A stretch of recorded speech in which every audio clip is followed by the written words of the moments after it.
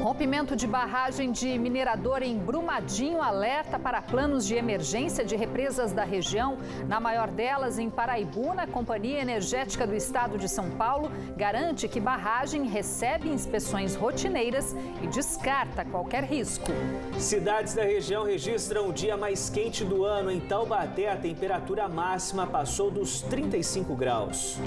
Abandono de ginásio poliesportivo é alvo de reclamação de moradores em bairro de São José dos Campos. Espaço que poderia estar sendo utilizado para atividades das crianças não recebe manutenção há anos. Faltando pouco mais de um mês para o carnaval, comerciantes da região esperam um aumento de até 40% nas vendas de fantasias e adereços. E já tem costureira trabalhando duro na preparação das roupas para as escolas de samba. Novo Basquete Brasil, no reencontro com a torcida, São José vence o Botafogo e agora ocupa a 6ª posição na tabela de classificação. Terça-feira, 29 de janeiro. As notícias da nossa região agora no Band Cidade, 2ª edição.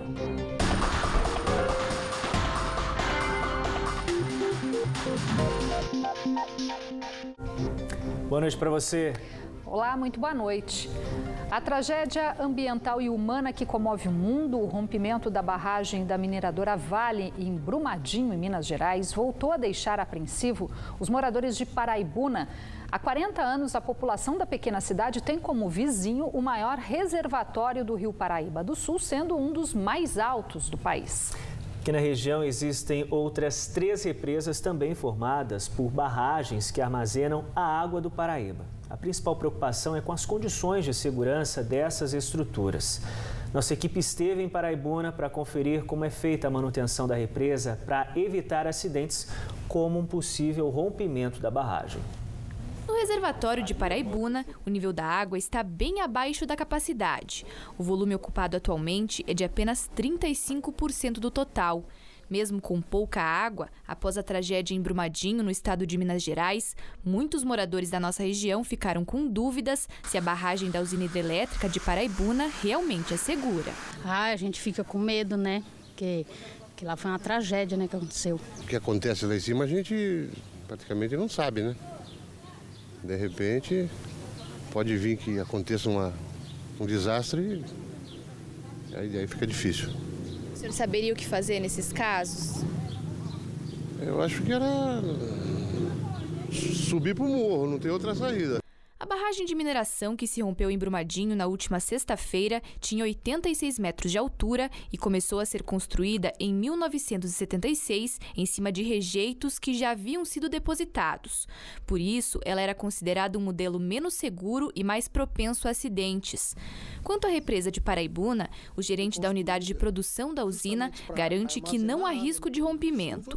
Apesar disso, todos os meses é realizado um trabalho preventivo, onde técnicos medem a inclinação da barragem e a quantidade de água que passa por ela. Em 40 anos, nunca foi constatada nenhuma anormalidade. Técnicos da CESP fazem leituras desses instrumentos, lançam em um sistema computacional que é analisado por uma equipe de engenharia descentralizada. Essa equipe de engenharia, se tiver alguma inconsistência, pede para refazer e dá a validação quanto ao estado da barragem. Além disso, é feita também uma inspeção mensal em todo o empreendimento por uma equipe para ver pequenos pontos, de repente tem um formigueiro, tem alguma coisa, que a barragem é de terra, a gente tem que estar sempre bem cuidando dela para que tenha essa garantia. Em dezembro, o último relatório, consta que ela está em perfeito estado de condições, não tem nenhuma observação, dando que ela está totalmente segura. A barragem de Paraibuna tem 104 metros de altura e é uma das mais altas do Brasil feitas de terra. No caso de um rompimento dessa represa, os alagamentos iriam atingir boa parte do município.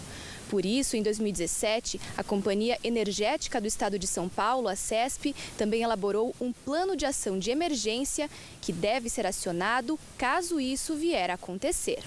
No caso da represa de Jaguari, que também faz parte da bacia do Rio Paraíba do Sul, um rompimento atingiria os municípios de São José dos Campos, Jacareí e Caçapava. O gerente da unidade conta que o plano de ação foi entregue às prefeituras de Jaguari e Paraibuna. O documento descreve como a Defesa Civil deve trabalhar para proteger a população se houver algum problema. Justamente para definir, é necessário a gente colocar alguma sirene, onde são os pontos de encontro das pessoas, né? Caso tenha uma ocorrência dessa. Então a Defesa Civil está analisando esse documento, a gente criou um canal de comunicação via SMS e e-mail para que se troque essas informações e o que a gente puder aprimorar quanto à segurança e de informar a população, a gente vai estar fazendo nesse sentido. Para este especialista em recursos hídricos, ações como essa são fundamentais, já que no estudo há todas as medidas que os órgãos de salvamento precisam tomar para atuar nesses casos. Conhecer o que pode está acontecendo, né, é muito importante para a gente não ficar criando um plano de emergência sem consistência no momento de crise. No momento de crise é ter já uma situação conhecida, né, de procedimentos e partir para efetivar essas ações, né? Não dá tempo de ficar pensando, fazendo grupo de crise, reuniões e tal. A gente tem que ir para campo, tem que ir atrás da população, né? Promover o deslocamento, promover a proteção dessa população, né? E saber onde que atinge, né? Quais são os prejuízos que poderiam ter. E assim a população também fica mais tranquila. É muito importante para eles averiguar, né? Fazer a manutenção, ver se está tudo certo, né? As barragens. Outras barragens que tiver em outras partes do Brasil ou do mundo, eles devem continuar dando uma manutenção, né? Vigiando para ver como que tá, porque aquilo é uma coisa que aconteça de repente, né? Que aconteça de repente. É triste, é triste. Para mim é desabar um pedaço do mundo, né? E a região colabora nas buscas às vítimas da tragédia em Brumadinho com o envio de militares do CAVEX, o Comando de Aviação do Exército de Taubaté. Até agora são 3 helicópteros. Os militares atuam no trabalho de resgate e também no transporte dos bombeiros e das tropas israelenses para as áreas de difícil acesso. Uma das aeronaves, modelo Jaguar, tem capacidade para levar até 31 pessoas, incluindo a tripulação e 11 toneladas de material. Até o momento, as autoridades contabilizam 65 mortos e 288 desaparecidos. Em São José dos Campos, a polícia descobriu ontem à noite uma casa que era usada pelo tráfico de drogas para armazenar os entorpecentes que eram comercializados no bairro Jardim São José 2. No local foram apreendidos quase 6 quilos de maconha e mais de 4 quilos de cocaína, além de 200 gramas de crack, munições para armas de fogo e itens usados para o preparo das drogas.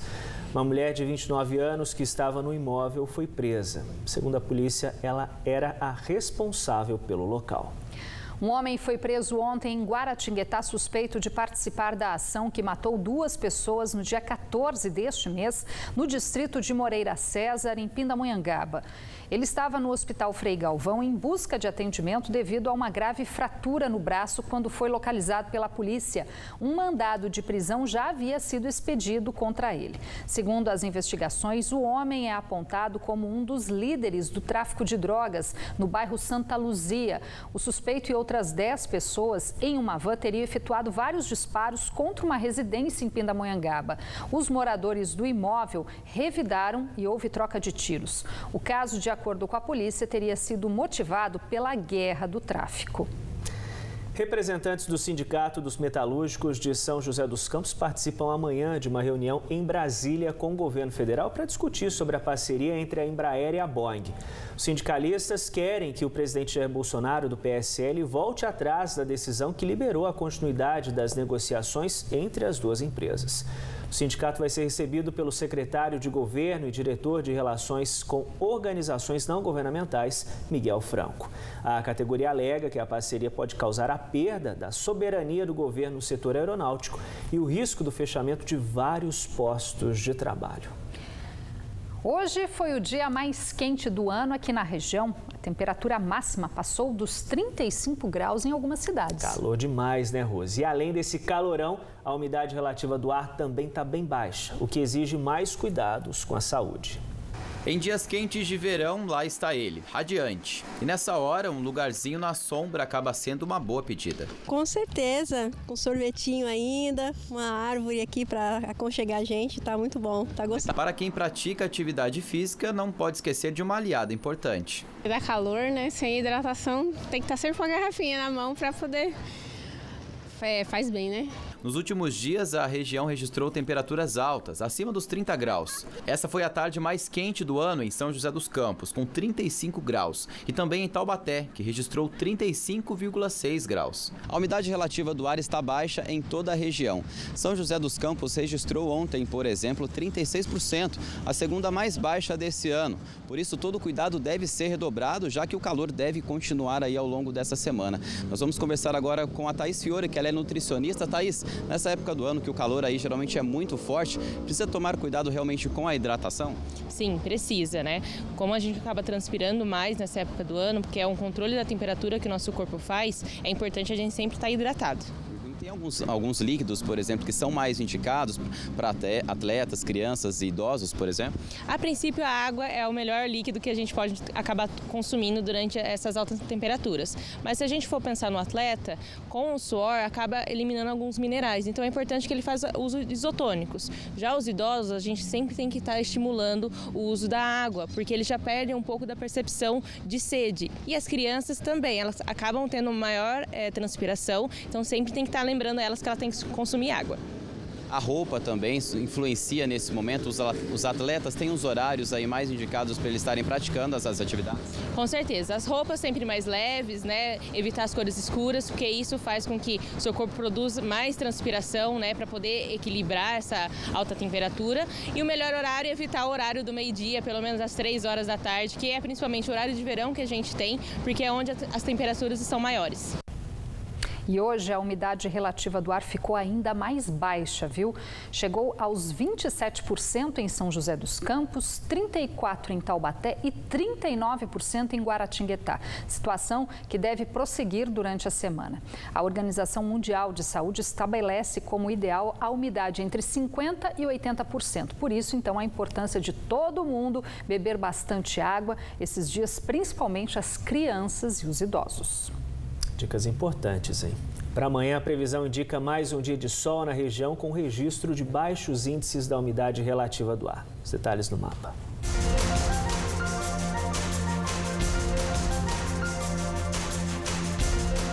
Na Serra da Mantiqueira, Campos do Jordão e Monteiro Lobato registram mínima de 14 e máxima de 27 graus. Quarta-feira ensolarada em São José dos Campos e Pindamonhangaba, com máxima de 34 graus. No Vale Histórico, Silveiras marca mínima de 19 e máxima de 33 graus amanhã. No litoral norte, os termômetros derretem debaixo de um sol escaldante, com máxima de 36 graus em Ilhabela e Ubatuba.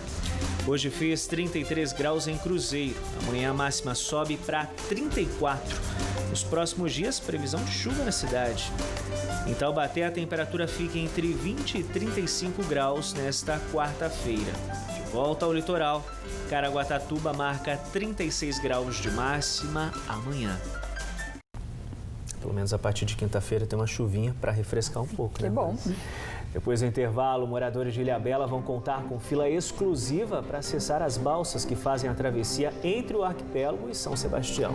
E ainda em São José dos Campos, quem mora no bairro São Judas Tadeu reclama de um ginásio poliesportivo completamente abandonado.